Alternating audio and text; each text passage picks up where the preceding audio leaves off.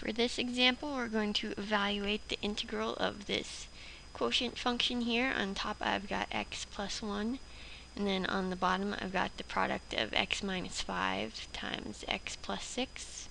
So for this problem, we want to use partial fractions. So to set it up, I'm going to write my original fraction over here, and I'm going to set that equal to a over the first part here, x minus 5, plus b over the second part, x plus 6. So now I'm going to multiply to get a common denominator on the right side. So on the left I still have my original fraction. And then on the right side I'm going to have a times x plus 6 plus b times x minus 5. Now this is all over x minus 5 times x plus 6.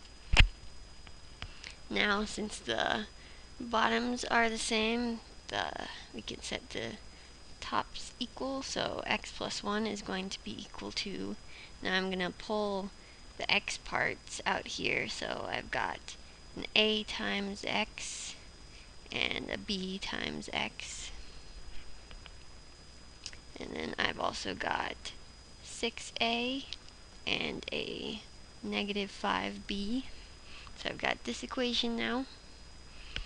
Now I'm going to make this into two separate equations. I'm going to set the x parts equal. So I have x is equal to x times a plus b.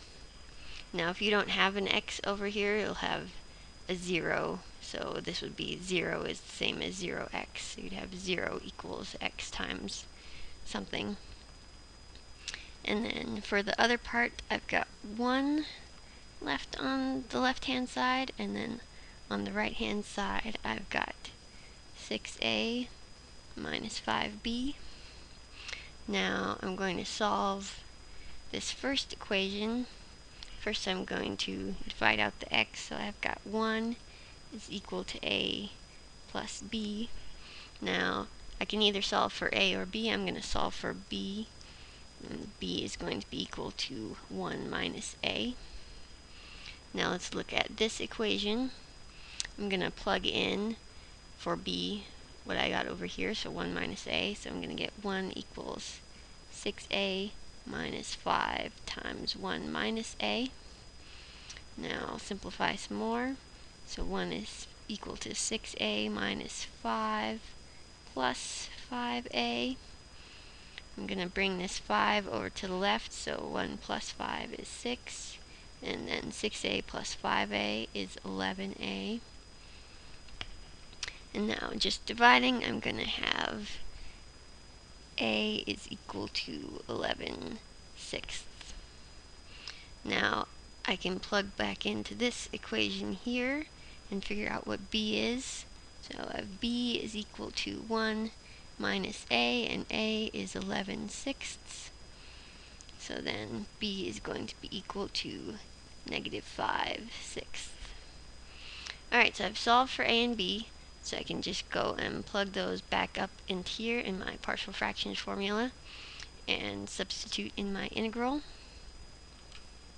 So this is my original integral, and now that we've done the partial fractions, we know that this is equal to the integral of a, which was 11 sixths, divided by x minus 5, plus b, which was negative 5 sixths, divided by x plus 6 dx.